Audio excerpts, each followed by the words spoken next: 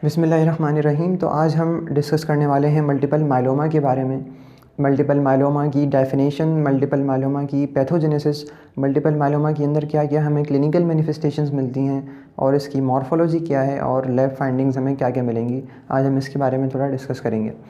सबसे पहले डेफिनेशन की तरफ चलते हैं। देखिए, मल्टीपल मायलोमा को डिफ़ाइन करना बहुत आसान है कि multiple myeloma is a neoplasm of the plasma cells, is a tumour of the plasma cells. जो प्लाज्मा सेल का ट्यूमर है, नियोप्लाज्म है, वो सिंपली जो है मल्टीपल मायलोमा है।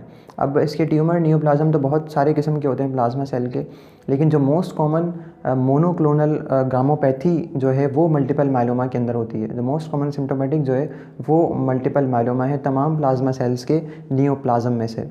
अब इसकी पैथोजेनेसिस की तरफ हम चलते हैं। देखें, प्लाज्मा सेल्स के बारे में हम जानते हैं कि प्लाज्मा सेल के अंदर जो प्रोलिफरेशन होती है वो होती है पॉलीक्लोनल टाइप। पॉलीक्लोनल टाइप का मतलब क्या है कि एक प्लाज्मा सेल मुख्तलिफ़ किस्म की एंटीबॉडीज़ सीक्रेट करती हैं। For example IgG, IgA, IgE, IgD। लेकिन जब मल्टीपल मायलोमा हो जाता है तो प्लाज्मा सेल के अंदर प्रोलिफरेशन तो होती है, लेकिन वो पॉलीक्लोनल नहीं होती बल्कि मोनोक्लोनल होती है। अब ये मोनोक्लोनल का मतलब क्या है? मोनोक्लोनल का मतलब ये है कि एक स्पेसिफिक टाइप की एंटीबॉडी प्लाज्मा सेल सीक्रेट करती हैं जो कि एक्यूमुलेट हो जाती हैं, और डेफिनेटली वो अब नॉर्मल होती हैं, नॉर्मल नहीं होती। तो इसे हम कहते हैं मोनोक्लोनल प्रोलिफरेशन, जो कि मल्टीपल मायलोमा के अंदर होती है। अब बेसिकली होता क्या है? देखिए, बोन के अंदर हमें पता है कि 3 किस्म के सेल्स नॉर्मली होते हैं। एक है ऑस्टियोब्लास्ट जो कि बोन फॉर्मिंग सेल्स हैं, बोन बनाते हैं, और एक है ऑस्टियोक्लास्ट जो कि बोन डिस्ट्रक्टिव सेल्स हैं या बोन रिजॉर्बिंग सेल्स हैं जो कि बोन को डिस्ट्रॉय करवाते हैं। और एक सेल होते हैं bone marrow stromal cells. Bone marrow stromal cells का काम ये होता है कि वो बोन की फॉर्मेशन को रेगुलेट कर रहे होते हैं, तो दे आर रेगुलेटरी सेल्स। अब प्लाज्मा सेल्स जब ज़्यादा हो जाते हैं मल्टीपल मायलोमा के अंदर, तो बेसिकली क्या होता है कि वो एडेशन उनकी हो जाती है बोन मैरो स्ट्रोमल सेल्स के साथ, जो कि रेगुलेटरी सेल्स हैं। अब ये एडेशन आगे जाके फिर मल्टीपल मायलोमा करवाती है। जब ये एडेशन होगी प्लाज्मा सेल की बोन मैरो स्ट्रोमल सेल्स के साथ, तो बहुत सारे हमारे सामने चेंजेस आना शुरू हो जाती हैं जिसकी वजह से मल्टीपल मायलोमा प्रोड्यूस होता है। फॉर एग्जांपल, इस एडेशन से इसकी माइग्रेशन इंक्रीज़ हो जाती है। जो प्लाज्मा सेल्स की माइग्रेशन है, जो मेटास्टेसिस है, वो इंक्रीज़ हो जाएगी इसकी एडेशन से। सर्वाइवल प्लाज्मा सेल्स का और ज़्यादा इंक्रीज़ हो जाएगा प्लाज्मा सेल्स का, जो कि हेल्प करेगा कैंसर डेवलपमेंट में। और ड्रग रेजिस्टेंस इस एडेशन से प्रोड्यूस होती है। तो ये कुछ सिम्टम्स प्रोड्यूस हो रहे थे। इसके अलावा हमें बोन के अंदर भी कुछ चेंजेस नज़र आती हैं जब ये एडेशन होती है प्लाज्मा सेल्स की with the bone marrow stromal cells. Bone के अंदर क्या चेंजेस होती हैं? देखिए, ओस्टियोब्लास्ट के जो प्रीकर्सर हैं वो ओस्टियोब्लास्ट को बनाते हैं, यह हमें पता है। तो जब बोन इनकी जब एडेशन हो जाती है मल्टीपल मायलोमा सेल्स की बोन मैरो स्ट्रोमल सेल्स के साथ, तो plasma cells, abnormal plasma cells interleukin 3 secret करते हैं। इंटरल्यूकिन 3 जब सीक्रेट होता है तो वो जाके ओस्टियोब्लास्ट प्रीकर्सर्स को जाके इनहिबिट करता है, और फिर ओस्टियोब्लास्ट प्रीकर्सर कन्वर्ट नहीं हो पाते नॉर्मल ओस्टियोब्लास्ट में, तो डेफिनेटली ओस्टियोब्लास्ट की डेफिशिएंसी हो जाती है, ओस्टियोब्लास्ट नहीं बन रहे होते। एक चेंजेस ये आती है।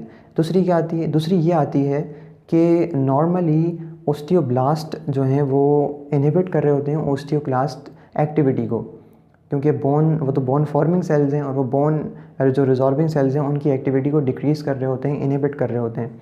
तो जब ये एडेशन होती है मल्टीपल मायलोमा सेल्स की बोन मैरो स्ट्रोमल सेल्स के साथ, तो ये जो मल्टीपल मायलोमा सेल्स हैं कुछ प्रोटीन सीक्रेट करते हैं, जैसे कि DKK1 and rank L protein. तो ये प्रोटीन्स क्या करते हैं कि ओस्टियोक्लास्ट की एक्टिविटी को इंक्रीज़ करवा देते हैं, और जो इनहिबिटरी फंक्शन होता है ओस्टियोब्लास्ट का ओस्टियोक्लास्ट सेल्स के ऊपर, वो भी इनहिबिट कर देते हैं। अगेन क्या होगा कि ओस्टियोब्लास्ट की एक्टिविटी कम हो जाएगी और बोन डिस्ट्रक्शन यानी ओस्टियोक्लास्ट की एक्टिविटी इंक्रीज़ हो जाएगी। और तीसरा काम ये करते हैं एडेशन जब होता है, तीसरा काम ये होता है कि वो जो मल्टीपल मायलोमा के सेल्स हैं वो एक्टिवेट करते हैं ओस्टियोक्लास्ट सेल्स को, ताकि वो प्रोड्यूस कर सकें इंटरल्यूकिन 6। जब ये इंटरल्यूकिन 6 प्रोड्यूस करते हैं ओस्टियोक्लास्ट सेल्स, तो ओस्टियोक्लास्ट सेल से जो इंटरल्यूकिन 6 निकला है वो इंटरल्यूकिन 6 फिर ओस्टियोक्लास्ट की एक्टिविटी को फर्दर इंक्रीज़ करवा देता है। फर्दर इंक्रीज़ होने की वजह से मज़ीद बोन की रिजॉर्प्शन होती है। तो अगर हम इसको देखें, ये हो क्या रहा है? बोन की फॉर्मेशन कम हो रही है और बोन की डिस्ट्रक्शन यहाँ पर इंक्रीज़ हो रही है। बोन की डिस्ट्रक्शन इंक्रीज़ हो रही है, ओस्टियोब्लास्ट की एक्टिविटी डिक्रीज़ हो रही है एडेशन से, और ओस्टियोक्लास्ट की एक्टिविटी यानी बोन की डिस्ट्रक्टिव एक्टिविटी वो इंक्रीज़ हो रही है। तो अल्टीमेटली बोन रिजॉर्प्शन यहाँ पर हमें नज़र आएगी। अब हम इसकी जब एडिशन हो जाती है तो उसके बाद जो मोनोक्लोनल एंटीबॉडीज़ आ रही होती हैं उनको हम एक नाम देते हैं कि एम प्रोटीन्स। उनको हम एम प्रोटीन्स भी कह रहे होते हैं और उनका दूसरा नाम है पैरा प्रोटीन्स। पैरा प्रोटीन्स भी हम उन्हें कह रहे होते हैं और एम प्रोटीन्स भी हम उनको कह रहे होते हैं। और जो एंटीबॉडीज़ इसके अंदर मिलती हैं वो हमें मोस्ट कॉमनली मिलती है IgG, monoclonal antibody IgG। 55% IgG हमें मिल रही होती है, 25% हमें IgA मिल रही होती है और 22% हमें लाइट चेन्स मिल रही होती हैं, यानी हैवी चेन नहीं, सिर्फ लाइट चेन, आइदर लैम्डा और कापा। तो ये एंटीबॉडीज़ मिलती हैं हमें नॉर्मली इसमें मल्टीपल मायलोमा में। अब क्लिनिकल मैनिफेस्टेशन की तरफ यहाँ से आते हैं, समझना आसान हो जाएगा आपके लिए। जैसे कि हमने डिस्कस किया कि बोन रिजॉर्प्शन हो रही होती है। अब जब बोन रिजॉर्प्शन होगी, बोन डिस्ट्रक्शन होगी, तो उससे किस तरह के सिम्टम्स प्रोड्यूस होंगे। सबसे पहली एबनॉर्मेलिटी की जो कैटेगरी है वो है स्केलेटल एबनॉर्मेलिटी। क्लिनिकल मैनिफेस्टेशन की जो कैटेगरी है वो है स्केलेटल एबनॉर्मेलिटी। बोन रिजॉर्प्शन होगी तो क्या होगा, फ्रैक्चर ज़्यादा हो जाएंगे। बोन रिजॉर्प्शन होगी तो क्या होगा, बोन पेन ज़्यादा हो जाएगा। और बोन रिजॉर्प्शन, बोन डिस्ट्रक्शन ज़्यादा होगी तो क्या होगा, हमें लिटिक बोन लीजन्स मिल रहे होंगे। बोन की जो लाइसिस हो रही होगी उससे हमें बाकायदा एक लीजन्स मिल रहे होते हैं जिसे हम कहते हैं बोन लिटिक लीजन। तो फ्रैक्चर भी ज़्यादा होगा, बोन पेन होगा एंड बोन लिटिक लीजन्स हमें मिलेंगे इसमें। तो ये स्केलेटल एबनॉर्मेलिटीज़ हैं।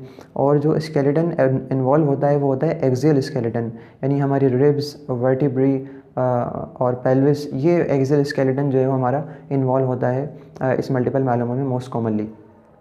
अब आते हैं हम हेमाटोलॉजिक एबनॉर्मेलिटी की तरफ। देखिए हेमाटोलॉजी के अंदर हमें इसमें एनीमिया के सिम्टम्स मिलते हैं, एनीमिया के। अब एनीमिया यहाँ पर क्यों होता है, उसकी कुछ रीज़न्स हैं।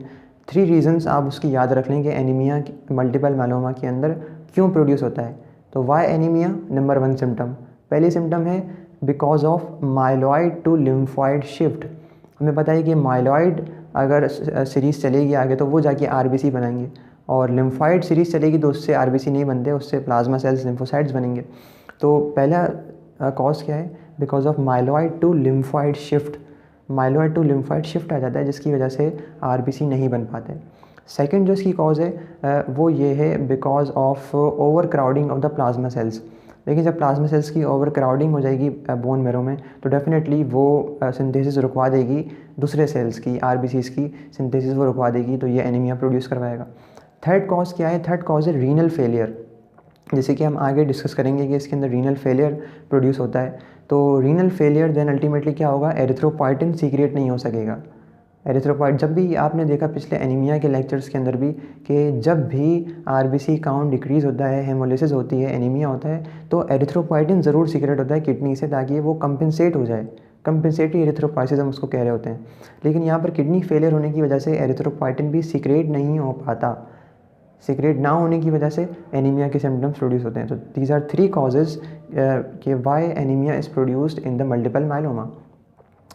दूसरी जो हेमाटोलॉजिक एबनॉर्मेलिटी है वो है increase bleeding time and coagulopathies. अब ये ब्लीडिंग टाइम इंक्रीज़ हो जाना, कोएगुलोपैथीज़ हो जाना, ब्लीडिंग डिसऑर्डर्स हो जाना, इसकी रीज़न क्या है, इसकी रीज़न है डिफेक्टिव प्लेटिलेट एग्रीगेशन।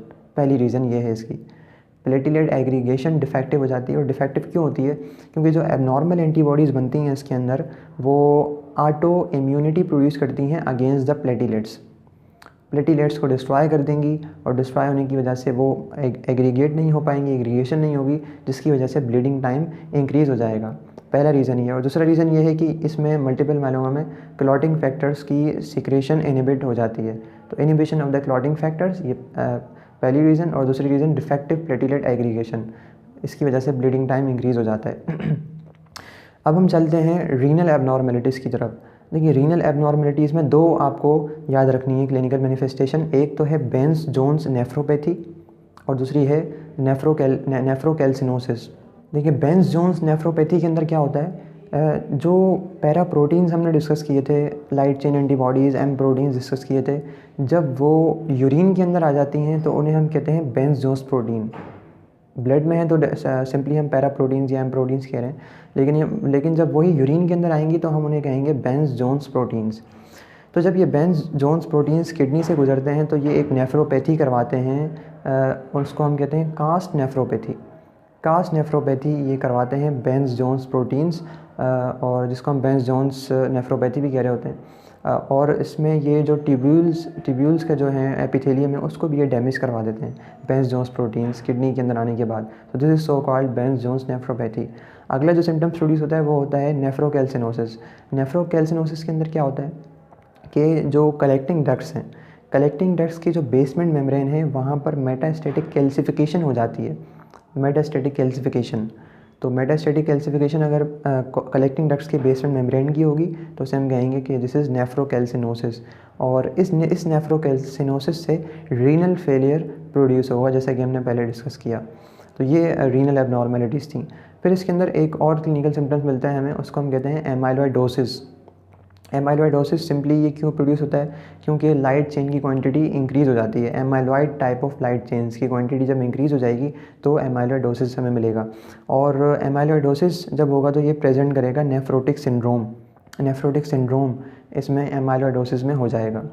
और फर्दर हमें इसमें इन्फेक्शंस मिलेंगे मल्टीपल मायलोमा में, इन्फेक्शंस, और ये most common cause of death है in the multiple myeloma infection. Recurrent infections हमें मिलेंगे इसमें, स्टेफाइलोकोकस, स्ट्रेप्टोकोकस, ई.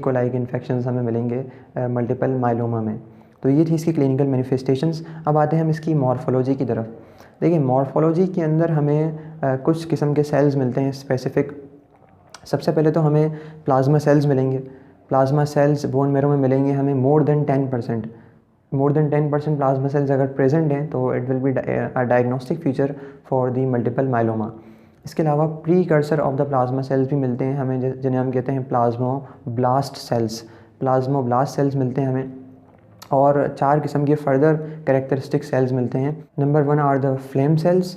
फ्लेम सेल्स क्यों कह रहे हैं हम, क्योंकि इसमें फायरी रेड साइटोप्लाज्म होता है, जिस तरह आग की शोला जो होता है उस तरह का इसका साइटोप्लाज्म होता है, रेडिश कलर का, तो इसलिए हम इसको फ्लेम सेल्स कह रहे होते हैं। और जो दूसरे सेल्स हैं वो हैं Mott cells.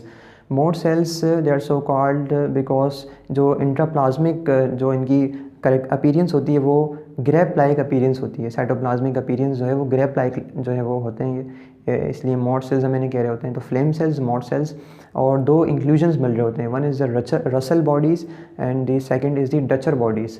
Russell bodies and Dutcher bodies ये दोनों क्या हैं, PAS पॉजिटिव हैं, यानी पीरियडिक एसिडिक शिफ्ट पॉजिटिव हैं।